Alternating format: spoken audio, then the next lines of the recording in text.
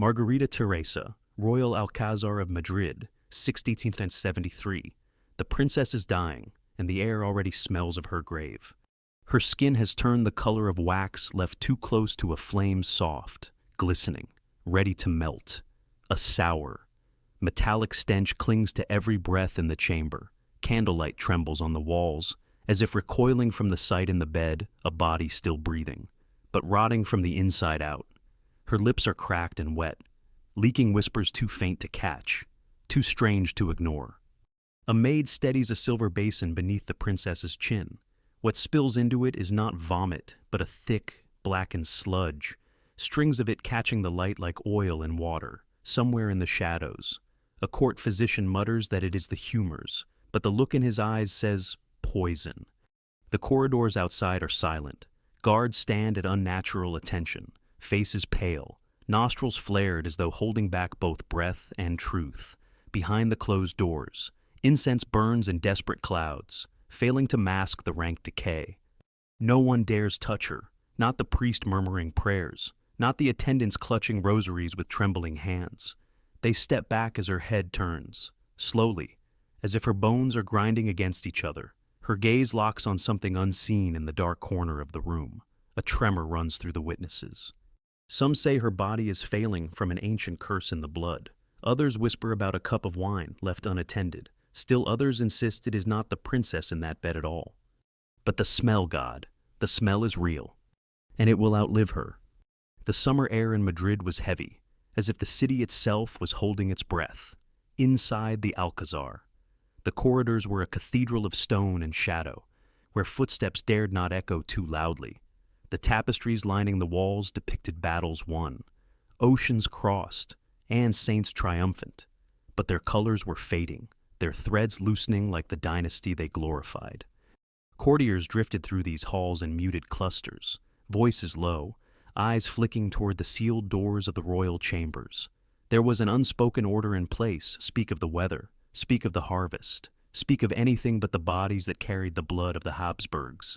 The scent of wax polish and incense clung to their silks, but underneath, there was something else, something faint, sour.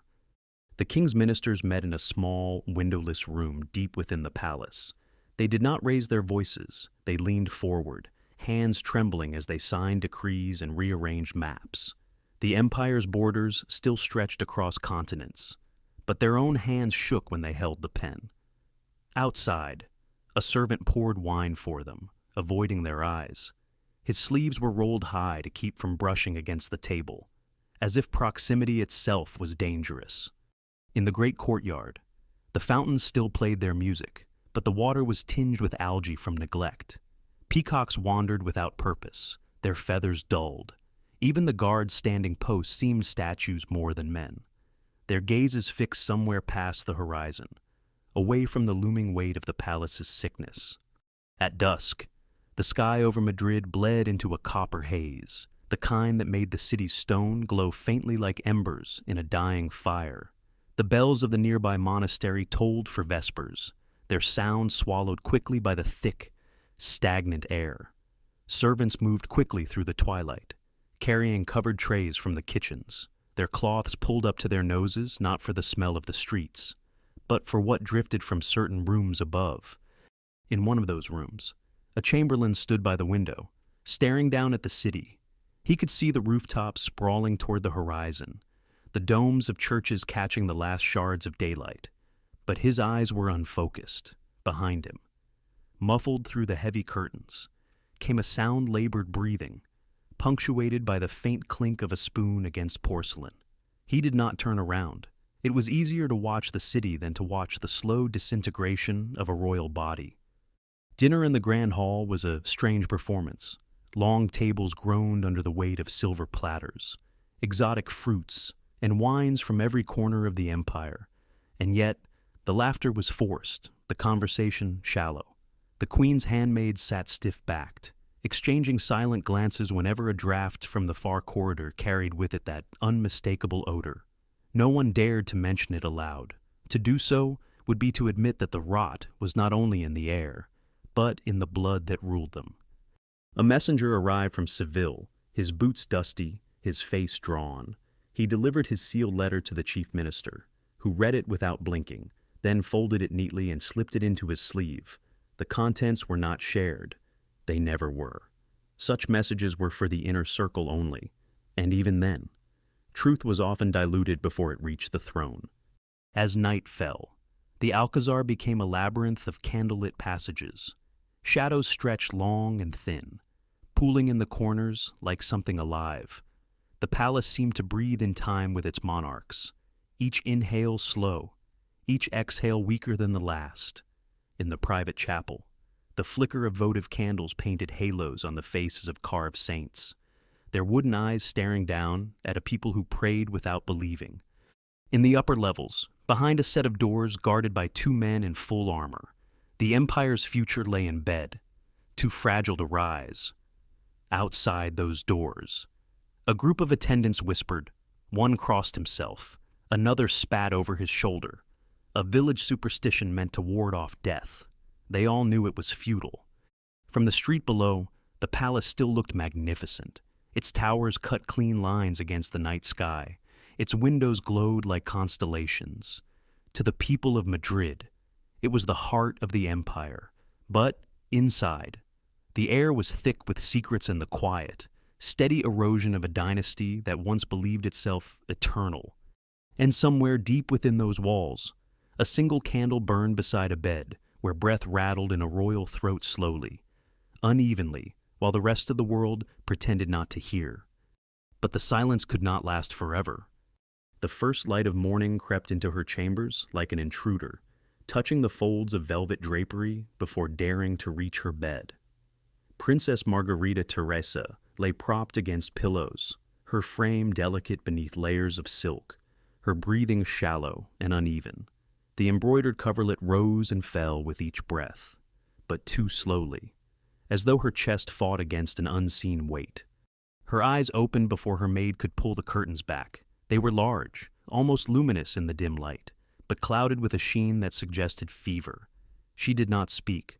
Her lips moved slightly, perhaps forming a prayer, or perhaps only mouthing the shape of a thought she no longer had the strength to voice.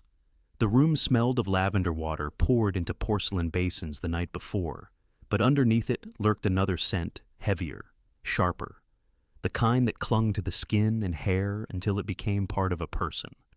When the maid leaned closer, adjusting the lace at the princess's throat, she caught it fully, the acrid, organic note of something turning within. Her hands hesitated. The lace was smooth under her fingers, but the skin beneath felt different, too warm in some places, too cool in others. She withdrew quickly, lowering her gaze, pretending she had noticed nothing. By midday, the princess was dressed for the day's formal appearances. The gown was pale gold, stiff with brocade, its sleeves heavy enough to pull at her narrow shoulders. She stood before the mirror as two women pinned pearls into her hair. They worked quickly, their fingers deft, but neither looked at her reflection. Margarita herself studied the glass without expression, as though the face staring back belonged to someone else entirely. The paint on her cheeks lent her a flush she did not possess. The carmine on her lips drew the eye away from their dryness. She walked into the reception hall with measured steps, the rustle of her skirts muffled by the thick carpets. A cluster of courtiers rose as she entered, bowing deeply. The men's eyes lingered just long enough to register the image of health and grace, before sliding away. The women curtsied, their faces composed, but the faintest tightening around their eyes betrayed them. They too had heard the whispers about the faint odor that seemed to follow her, about the way she sometimes pressed a hand to her side when she thought no one was looking. As she moved among them, exchanging the requisite pleasantries, there was a subtle shifting. People angled their bodies, giving her space in a way that was not entirely respectful. The distance was small, almost imperceptible, but constant. When she extended a hand to one ambassador's wife, the woman kissed the air above her knuckles rather than her skin. Later, during the ceremonial meal, Margarita sat beneath the high arched windows, her place marked by an arrangement of lilies and white roses. Their fragrance was overwhelming, spilling into the air like a shield. Servants replaced them twice during the sitting, always before the petals could wilt. The food before her was untouched save for a piece of sugared almond, which she chewed slowly, her jaw moving with visible effort. The music of the court musicians filled the space between courses, but beneath it ran the quieter music of whispers, traveling down the table like a current. By evening, she retreated to her private apartments. The corridors here were narrower, the light from the sconces dim. She paused by a window overlooking the gardens, where the fading sun painted the hedges in bronze and shadow. For a moment, she leaned her forehead against the glass, her breath fogging the pane. She closed her eyes, and in that brief stillness, the mask fell. Her mouth tightened, her shoulders sagged. A single, short breath escaped her like a sigh or a sob, too quiet to tell. Inside her rooms, the air was warmer, heavier. A fire burned low in the grate, its smoke curling lazily into the air. She sat before the fire, her hands in her lap, fingers laced together. A lady-in-waiting brushed her hair, each stroke deliberate, the bristles catching occasionally on a tangle. When the brush passed near her neck, Margarita flinched, the movement slight but real. The woman said nothing, only smoothed the hair forward to cover the exposed skin. Night settled slowly over Madrid. From the city came the distant clatter of wheels on cobblestones, the bark of a dog, the call of a watchman announcing the hour. In the palace, the sounds were smaller, the snap of the fire, the creak of a chair, the faint rustle of silk as the princess rose. She walked to the bed and stood beside it for a moment, her hands resting on the carved posts. Her eyes moved over the embroidered coverlet, over the shadows pooling in the corners of the room. Somewhere beyond those walls, her name was being written into letters destined for foreign courts. They would speak of her beauty, her grace, her lineage. They would not speak of the truth that lay under the perfume, under the paint, in the way she winced when she moved, in the smell that not even the lilies could smother. She climbed into bed, her movements careful, precise, as if every shift of her body required calculation. The curtains were drawn, shutting out the last of the firelight. In the darkness, her breathing came steady for a while, then uneven. A servant in the adjoining room paused at the sound, listening, but after a few moments, the rhythm evened again. In the stillness that followed, the palace seemed to lean in, listening with her, and though the day was over, the weight of its silence was only beginning. But the whispers would not stop. The boy sat on the edge of a chair too tall for him, his feet dangling above the floor. Carlos, Prince of Asturias, heir to the vast Spanish Empire, stared at the polished tiles as though the shifting patterns might help him find balance. His hands rested limp in his lap. Every so often, his head gave a small, involuntary jerk, and the stiff lace at his collar quivered. The room around him smelled faintly of beeswax and the herbs crushed earlier in a mortar. A physician stood nearby, murmuring to a notary as they dipped a quill into ink. They wrote more than they spoke, their eyes flicking toward the boy only in brief, measuring glances. Each note captured some, failing the slackness of his jaw, the way his tongue pressed awkwardly against his teeth, the delay before he understood a command. When his tutor entered, Carlos's gaze lifted, but without recognition. The man bent down, arranging the child's hands around a small carved horse. Carlos held it awkwardly, his fingers stiff as if the toy might splinter. After a moment, he dropped it, and the hollow clatter on the tiles echoed far too loud in the stillness. The tutor retrieved it without comment, but the movement of his mouth thin, tight, betrayed a thought left unspoken. In the courtyard, they sometimes tried to make him walk. The nursemaids would take him by the arms and coax him forward, step by careful step, his knees trembling as though they belonged to a much older man. The sunlight bleached his pale hair to the color of bone, and beads of sweat gathered on his forehead almost immediately. After a few paces, his legs would give way, and he would fold down to the ground without a sound, as if gravity had claimed him entirely. The court did not speak of these exercises. They spoke instead of omens, of prayers offered at midnight, of relics touched to the boy's forehead. A fragment of a saint's robe was kept under his pillow. Holy water was sprinkled into his bath. Yet the tremors did not stop. At times, his small body would shudder violently without warning, his eyes rolling back, his lips paling to an almost bluish hue. Servants would rush to hold him in place until the seizure passed, whispering blessings as if to anchor him in the world of the living. As he grew, his face became a strange mirror of the dynasty, its strength distorted, its features exaggerated. The infamous jaw jutted forward, forcing his mouth to stay slightly open. Eating was laborious. At formal meals, the clink of a spoon against his teeth would ring louder than the lute music in the background. Pieces of meat were cut into fragments no bigger than a fingernail. Even then, he chewed slowly, his eyes fixed downward, sweat beading along his temple. When his father died, the palace bells tolled low and long in the great hall, draped in black.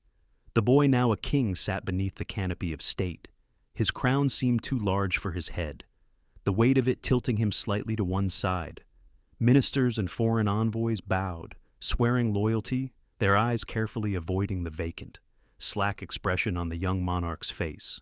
The scent of incense was thick enough to sting the eyes, masking something else, something faint but persistent, the smell of illness lingering in the folds of his clothes. Behind closed doors, the machinery of the empire shifted. Regents signed decrees in his name. Advisors whispered to one another in corridors, their voices low but urgent. When he appeared in public, it was always in a controlled tableau seated on a dais, flanked by nobles. His movements minimal, his silence framed as regal composure. But those close enough could see the effort in every gesture, the way his hand trembled when lifting a goblet, the way his eyes seemed to tire after a few moments of focus. On winter nights, the wind pushed against the palace shutters, rattling them like distant drums. Carlos lay in his chamber, his breathing uneven, his chest rising sharply and then falling into shallow rhythm. Candles burned low, their light drawing deep hollows on his cheeks. The nursemaids kept vigil, their faces lined by both duty and dread. Once, in the depth of night, a fit took him so suddenly that one of them cried out not from surprise, but from the certainty that this time he might not return. Yet he did. Every time, he returned, and with each return, the court was forced to face the truth they never spoke aloud. The boy king was a figure made of fragile bone and borrowed time. His body was a battlefield where bloodline and breath fought in silence. The empire waited for him to grow into his crown, but the crown was already heavier than he could bear. The royal chapel was lit by hundreds of candles, their flames swaying in the draft of a late autumn wind. Shadows stretched across the marble floor like black ribbons, curling toward the altar where two cousins knelt in silence. They were to be wed before winter's end, bound not only by vows but by the same ancestral blood that had circled through the family for generations, growing thicker and more fragile with each turn. The incense was heavy that day, clinging to the breath. Even the choir sang softly, as if unwilling to disturb the dense air. Behind the altar rail, a line of solemn faces watched bishops in gold and crimson, their rings catching the candlelight, lips moving in murmured blessings. No one spoke of doubt. To question was to invite exile from this carefully sealed world. In the gallery above, ladies of the court leaned forward, their jewels glinting as they whispered into gloved hands. They had seen such ceremonies before, uncle to niece, cousin to cousin, each one sealed with the same mixture of reverence and fear. Some called it divine preservation, others an unbroken chain. But in the stillness between the priest's words, a different thought pressed against the back of every mind. The chain is tightening. Beyond the chapel walls, the family tree of the Habsburgs was not so much a tree as a circle, its branches folding inward until there was nowhere left to grow. Portraits hung in the palace galleries showed faces nearly indistinguishable from one another, high foreheads, pale eyes, the jutting jaw. Oil paint had preserved them in youth and finery, hiding the frailty that history would not forget. At a banquet following the ceremony, the new bride sat beneath a canopy of white damask. Her hands rested on the table, pale against the dark wood, the veins faintly visible. Her husband, her cousin, raised a goblet to her lips. She sipped, then coughed into the linen napkin at her side. The gesture was small, unnoticed by most, but at the far end of the table, an elderly aunt lowered her gaze to her plate, her fork still poised in her hand. She had heard that cough before, in another bride, another season, another doomed branch of the same family. The king himself attended, seated on a gilded chair, his expression a mask of composure, yet every so often his eyes drifted toward the pair, his fingers tightening on the armrest. He knew the necessity of the union, how it bound lands and titles together, like stitched seams in a fraying cloak. But necessity had a taste, and to him it was bitter. Days in the palace passed in a measured, ceremonial rhythm. Courtyards filled with the sound of fountains, galleries with the click of heels on stone, behind closed doors. Marriage contracts were drawn with meticulous care, each name connected to another in looping script that tied one generation to the next. These papers smelled faintly of dust and ink, but also of finality, as though each signature pressed the family further into the confines of its own blood. In the queen's apartments, the air was warmer, the light dimmed through heavy brocade curtains. She sat by the fire, embroidering a scene of hunting dogs in pursuit of a stag. The needle flashed briefly before disappearing into the cloth. When her ladies spoke of upcoming betrothals, this niece to that nephew, she did not lift her head. Only when the conversation turned to the possibility of foreign matches did she glance up, her eyes sharp with something between suspicion and longing. The church stood firmly behind the custom. Priests preached that such unions preserved the sacred line chosen by God, that to dilute it was to risk his favor, in sermons. They spoke of holy lineage as though it were a relic fragile, priceless, kept in a locked reliquary. But reliquaries, too, could tarnish from within, unseen until the day the gold cracked. One winter night, as the wind rattled the shutters and the smell of snow seeped into the halls, the king's confessor was summoned. He found the monarch alone in the small oratory, the only light coming from a single candle on the altar. The king's voice was low, unsteady. He asked no questions about politics or war. Instead, he spoke of his blood, how it bound him to his kin, how it weighed heavy as iron in his veins. The confessor listened, his hands folded, and offered only the usual assurances. Yet, when he left, he lingered at the chapel door a moment longer than necessary, as though the words had left a chill in the room. Life in the palace moved forward, gilded and perfumed. While the circle drew tighter, children were born pale and fragile, some with eyes that seemed older than their years. Others did not survive the cradle. The nursery maids learned to wrap the swaddling cloth with the gentlest touch, for the smallest bones could break under the slightest pressure, and always in whispers. Her name returned Margarita Theresa I to bear the scent of the dynasty's undoing. The chapel smelled of damp stone and burning resin. Flickers of light from iron candelabras danced across the carved faces of saints, their eyes fixed forever on the suffering below. In the center of the nave, King Carlos II sat slumped in a high-backed chair, his head resting against the cushions as if gravity alone could pull him into the ground. Two priests moved around him in slow, deliberate circles, chanting in a Latin that seemed to thicken the air. The rhythm was low and relentless, like the drumming of rain against a coffin lid. One held a silver aspergillum, shaking droplets of holy water onto the king's brow. The other pressed the edge of a crucifix against his lips. Carlos's mouth opened obediently, but no words came, only a shiver that traveled down his narrow shoulders. In the shadows, courtiers watched. Some crossed themselves, others gripped rosary beads so tightly their knuckles whitened. None dared speak. They had seen these rituals before, had watched the same gestures performed over the princess when she was alive. She had sat where the king sat now, eyes half closed, her skin pale beneath a halo of incense smoke. They remembered, and they knew. The ceremony stretched on, hour after hour, until the wax on the candles pooled in molten rivers down their sides.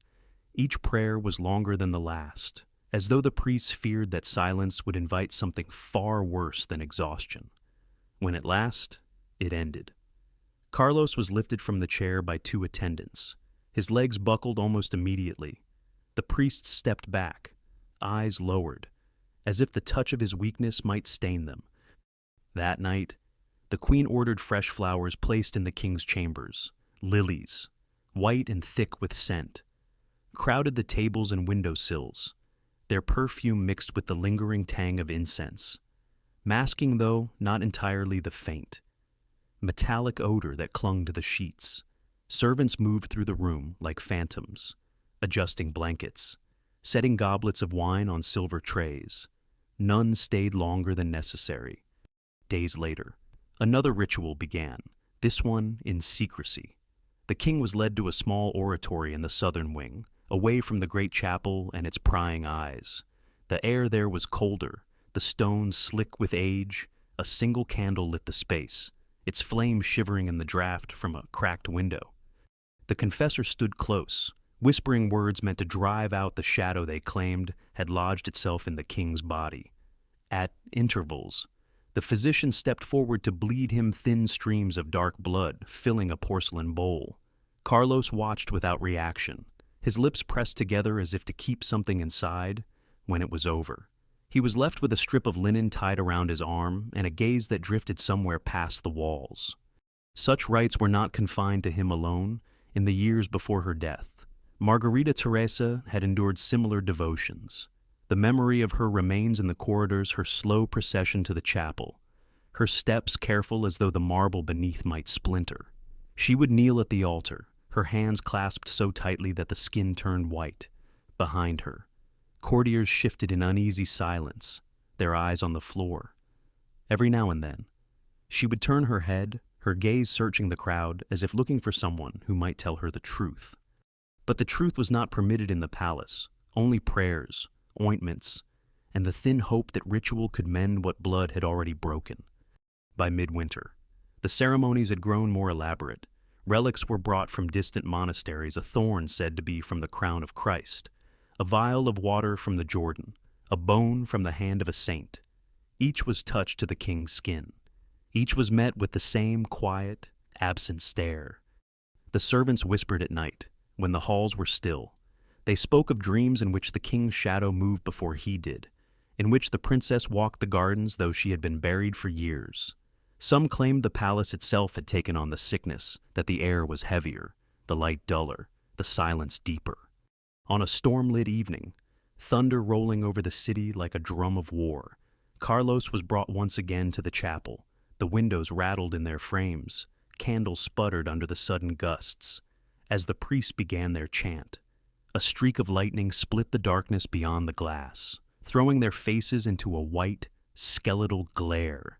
For an instant, all seemed frozen king, clergy, and court locked in a tableau of fear. Then the thunder returned, shaking the stones, and the ritual went on. Outside, Madrid slept under the storm. Inside, the palace clung to its faith, its relics, and the fragile hope that a circle of prayers could hold back the collapse already at their door. But even as the words echoed off the walls, there was an unspoken knowing some curses are too deeply written to be washed away. The news of Margarita Theresa's death passed through the palace like a draft, cold and unavoidable. There was no wailing in the corridors, no grand procession of grief. The queen's apartments were draped in black, but the windows stayed shuttered, as though even the light might disturb what dignity remained. Servants moved quietly, their eyes lowered, in the great kitchens. The clatter of pans dulled to a muted rhythm. In the chapel, her coffin rested beneath a pall of white silk, the air thick with incense. Candles burned in regimented rows, their flames steady despite the faint hiss of wind from the high stone arches. Courtiers entered in pairs, knelt briefly, and left without speaking. The scent of lilies, heavy and sweet, rolled through the aisles like a tide, masking the harsher truths of death. Carlos II did not come to see her. They said he was ill, confined to his chamber, his body racked with fever and trembling fits. But those who had served him longest knew he would not have come even in health. Death frightened him. It was too close, too familiar, and too honest about what waited for him. The years that followed were a slow tightening of the noose around the Spanish crown. Ministers governed in the king's name, drafting decrees in rooms where he never set foot. The wax seal of Carlos II still appeared on documents, but the hand that guided it was not his. In the council chambers, maps lay spread across long tables, their edges curling, borders shifted in ink, colonies marked in fading colors. The empire remained vast on paper, but in the air there was the smell of something spent. In public, the king appeared rarely, and always in carefully arranged tableaux. At the feast of Corpus Christi, he was carried through the streets in a golden litter, his figure upright but still, from beneath the embroidered canopy. He nodded to the crowd, his eyes sunken in shadow. Children stared up at him, curious rather than reverent, their mothers pulling them closer, as though afraid the sickness might reach through the air. Inside the palace, the fabric of ceremony thinned, banquets were smaller, the music quieter, fewer envoys came from abroad, and those who did often stayed only long enough to deliver their messages. Behind closed doors, ambassadors wrote in cipher to their sovereigns, "The king is frail. His line will not continue. Prepare for the question of succession." In the royal gardens, weeds pressed up through the gravel paths. The fountains ran less often, their basins clouded with leaves. Peacocks still wandered the lawns, but their calls echoed against empty galleries. On certain afternoons, the king would be wheeled to the garden's edge, a blanket over his knees. He would sit there in silence, watching the water stand still in the basins, his face unreadable except for the occasional twitch of his jaw. The decay was not loud. It was patient. Ministers clung to old forms, keeping the machinery of state moving with as little attention as possible. But every decision was a compromise. Every delay, another thread unraveling from the imperial cloak. The people in the streets saw more foreign coins in their markets, more soldiers from other nations passing through their ports. They heard the rumors: France watching, Austria waiting, England whispering. One winter evening, a storm gathered over Madrid. The palace glowed faintly through the curtain of rain. Its towers blurred into the night. Inside, Carlos lay in bed, his breath shallow, his skin as pale as the linen beneath him. Around him, the courtiers waited in the half-light, their faces a gallery of calculation and fear. Somewhere in the distance, a bell tolled, not for him yet, but close enough to be mistaken. When the end finally came, in 1700, it was quiet. There was no roar of battle, no public uprising. The king's last breath slipped out into a room already filled with the heavy stillness of resignation. Outside, the city continued its rhythm carts rolling over cobblestones, dogs barking in the alleys, church bells marking the hour. The empire he left behind was still vast in territory, but hollow in spirit, its foundations eaten away by years of illness, by the narrowing of bloodlines, by the weight of crowns that had passed from hand to hand without pause. The streets did not erupt in grief. They simply absorbed the news, as if they had been waiting for it all along. In the council chambers, maps were brought out again, this time with sharper ink and more urgent lines. The war that followed would not be fought for him, but because of him. And in the still air of the royal apartments, the smell of lilies lingered, mingling with the dust of an era that had ended without fanfare. The throne stood empty, and Spain was no longer breathing in time with its king. The heavy door to his chamber was drawn shut. No one would open it again. The room was dark except for the slow burn of 2 candles, their light stretching long across the polished floor. Heavy curtains smothered the windows. Shutting out the dawn, the air was dense layers of wax, wilted lilies, and something older, a scent that seemed to have seeped into the stones themselves. The throne stood empty in the chamber beyond, its gold catching the faintest glimmer from the corridor. Dust motes drifted lazily in the air, as if the building itself had grown tired. A servant crossed the threshold carrying a basin of water, but stopped short, glancing at the bed where the king had died. He placed the basin on a table, his hands lingering on the copper rim, and left without a word. In the narrow passage outside, the guards shifted their weight, their armor creaking in the silence. No orders came, no footsteps hurried to fill the space. The corridors had the feel of a church after the congregation had gone still, echoing with voices that were no longer there. Somewhere in the palace, a scribe closed his ledger. Another dipped a quill and began writing the first of many letters that would carry the news to every corner of Europe. Ink pooled thick on the page. The king is dead.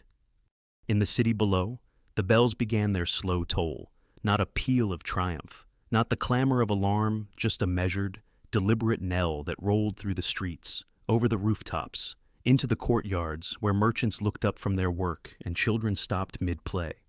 People listened, nodded once, and went on with their day. The palace remained sealed, the tapestries hung motionless. In the queen's abandoned apartments, a chair sat pulled slightly away from the table, as if someone had risen suddenly and never returned. The fire in the grate had gone cold, the ash a soft gray mound untouched by any hand.